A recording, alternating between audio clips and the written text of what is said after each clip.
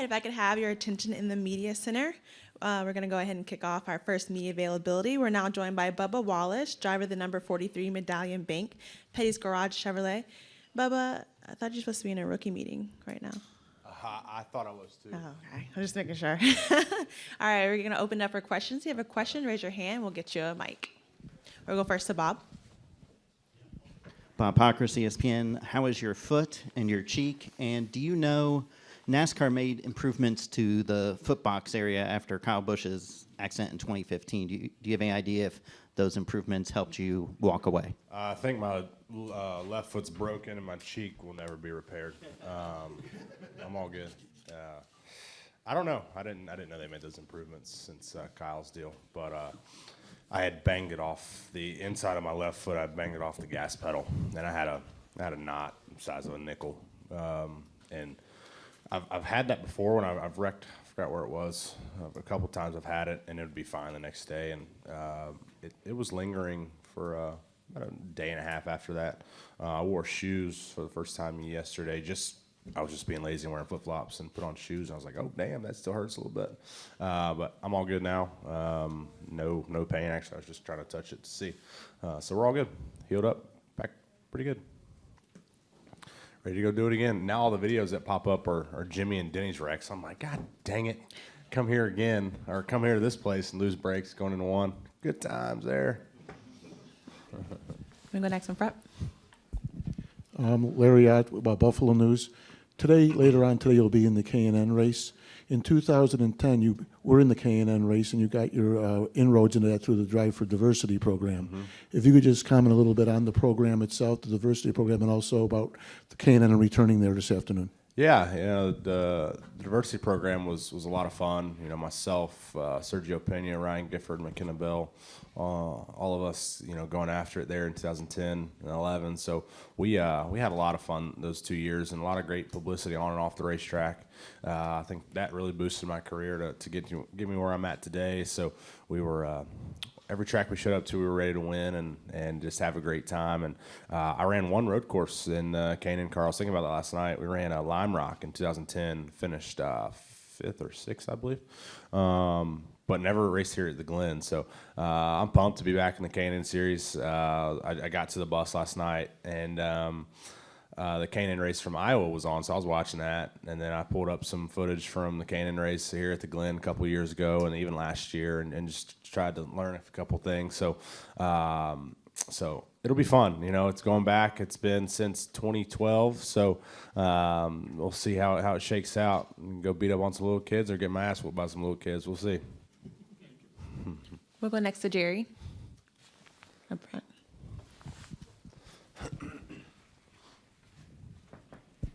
Jerry Jordan, KickingTheTires.net and PRN. When you go back and you look at a race like that, you're coming here. What do you learn? What can you pick up from something like that? Not even just here, but at other tracks that you're going back to. Yeah, it's kind of tough to look at the broadcast view for learning purposes. I mean, you can watch the race and see what kind of moves they made, but trying to depict where on throttle time, braking points, and everything, that's kind of hard to do. So. I'm just going to go out and, figure it all out. I got Will Rogers as a teammate. He's a badass on the road courses, so I'm sure I'll pick his brain before we get going. If it's going to rain, I'm pumped about that. I don't know if you guys seen the Mid-Ohio race a couple years ago. We did okay for a couple corners, so we ran off. So I think the owner said we're going to make one lap in the K&N car and then be done. So we'll see, but it should be a good time. It's just I looked at Sonoma, and I'm like, I got to do something to be better than we were at Sonoma. So I took matters in my own hands, and thankful for Sunoco for stepping up, helping foot the bill a little bit. But just trying to learn for Sunday. And obviously you made some of the rounds, podcast things this past week talking about your accident. But when you got back to Charlotte last weekend or Concord, what went through your head at that point? What were you thinking, like, holy crap, I dodged one? But did you have that moment where you just kind of like all the adrenaline went away? Hey, Ross. Yeah, thanks, guy. He's when I got back home, Amanda wasn't there, so I kind of had to give her the download on what happened and what I went through. So I kind of relived it with her again, and thinking about it, like it's a fascinating wreck to watch. I hate that it's mine, so all week long, even up to this day, I still see it just because it's through Instagram, it's through Twitter. People are putting it out there, and people are taking stuff from the podcast and creating articles about it. So I'm still reliving it, and it's a tough one to watch, but man, we hit a ton, and it's good to be able to come away and walk away from that, and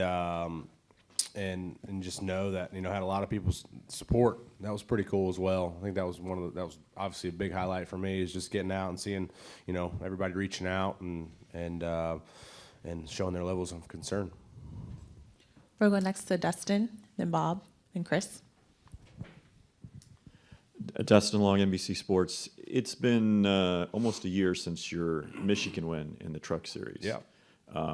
And I wanted to ask you a couple things about that. One is just as time passes, what does that mean, having that been a win, since that's been your last win? And secondly, because you guys are always so competitive, how does one learn or deal with stretches without winning? Because obviously it's, that's you've had success throughout your career at younger ages and getting all the trophies and so forth. How does one kind of learn or adjust or set their mindset a little differently, or do you, when you go through a drought like that?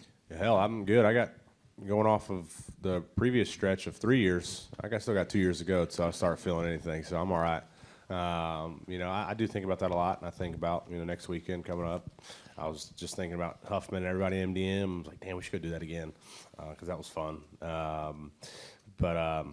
But it's just part of it. You go through these moments where you get signs of success, and the other times are when you're fighting and clawing and racing the hell out of Ross Chastain for 25th. So you have that, right? That's right. That's what we go through. We race each other hard each and every weekend, from Xfinity to here. So you have that. You have those moments. Those moments make you stronger, I believe. And so those days where you do click and find something, you have that little bit extra fuel in the tank, fuel to add to the fire from those tough days to go out and really get the job done. So it's not a matter of us dwelling on not winning. It's just a matter of us trying to find something that makes our cars much more competitive. That's a win for us right now. How do you do? I mean, I guess the challenge is, the question is, how do you do that, or how do you go through that process? Because there are certainly certain limitations. Some teams only have so much money. Team can only do so much. Yeah. How do you? I don't know if it's realistic expectations, or can a driver not have realistic expectations? Yeah, you can. You definitely change them up as you go. Coming into this season, we didn't know where we were going to stack up at first, so we were saying, top. We said top 20 in the presser at Atlanta. We said, 8th to 12th was our range, and I was like, that's good, especially coming off last year and how we ran. And then we started getting to the races, and we weren't really finding ourselves barely inside the top 20. So it's like, okay, we readjust.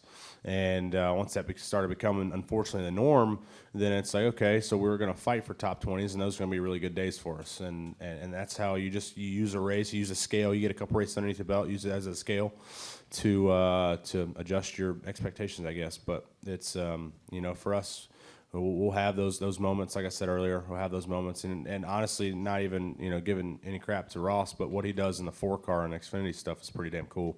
I remember that just pissed me off when he'd out-qualify us. I knew we'd pass him first lap in the race. He's not very good at racing, but he can get the most speed out he can. But it's pretty cool to see what he does with that equipment in the Xfinity Series. Finished 4th, Iowa. That was pretty cool. But it's those moments right there that take you much farther than beyond, because you can show up with the confidence next week. And no matter if you run 25th, but you know that you have that moment of success, and yet you can be able to do that again. Go next to Bob and Chris. It's shitty I had to use you as an example. Bob Pockris, ESPN. Along those lines, did the win at Michigan do anything you feel for your future at Petty's? And just what did that win, did it increase any confidence in yourself? It's just kind of like a refresher, like, okay, you still can get to victory lane, so that's good.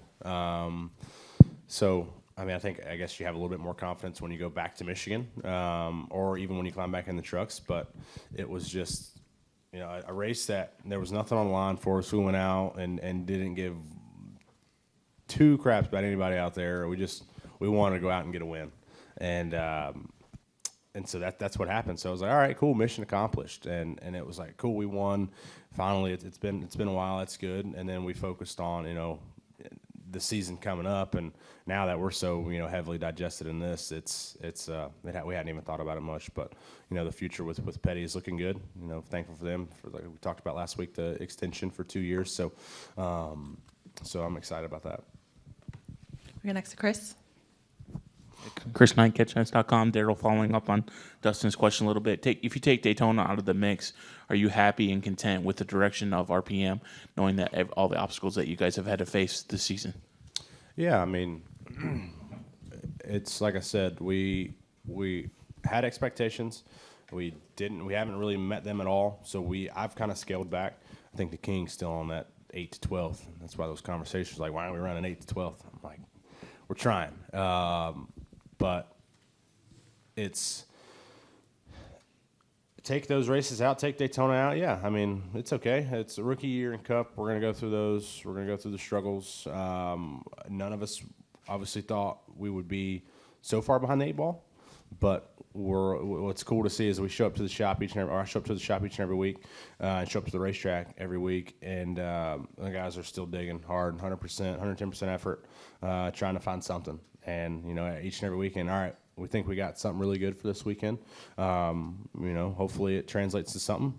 Sometimes it does, sometimes it doesn't. But at least we're trying things, and we're not just sitting there with our heads in our laps, just saying, well, we'll see how it goes next weekend. We're still continuing to push the efforts and trying to get better. Go ahead. John Haverland, ESPN Albuquerque. You brought it up, you kind of mentioned it briefly, the Mid-Ohio race in 2016 when it was in wet weather. I was looking at the forecast just now. It looks like there could be some rain during tonight's race, and although Sunday looks okay, do you think precipitation could play into your favor in terms of like racing on the road course? Does it balance out the field for you? Yeah, I think I don't know who's all racing in the rain. I don't even know if there's any ringers in today's K&N race. I'm not sure, but I think we've all got a fair share of racing in the rain at GoPro Motorplex there in Mooresville. So you just run out of the groove. That's the biggest thing. Don't run off track. Don't overstep it. Don't get excited. That's what I did when I took the lead. Got excited, ran off track, and did it again. So just trying to learn from those and take those little moments that, as much as you can from as little as you can, as little as we learned in that, because it went from wet to dry, finishing the wet. So that was an exciting race. We'll see how it translates over. So that was like a big learning process for you, that race? Yeah, it was. Figuring, I thought it would be totally different, but, the braking zones weren't too much different. It's just a matter of running way outside of the groove or running in the groove when it's dry. That's the biggest thing. All right, you have time for one more question. Go ahead, Jerry. Jerry Jordan, Kicking the Tires.net, PRN. How is the Bubba Wallace brand? After Daytona, you were way up here, lots of fans.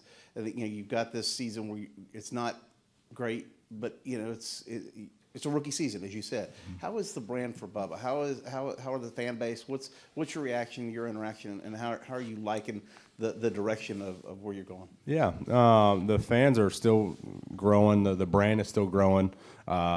It's been a fun journey, basically ever since this year, really kickstarting it off and being at the pinnacle level, getting the attention and spotlight. Growing that. A lot of people are wanting the swag, the hats, the T-shirts. Ross wants one, so I have to get him one. So it's special. He won't admit it, but he's a huge Bubba Wallace fan, and that helps out a long way. I'm a huge fan of Ross. Just when we're racing each other.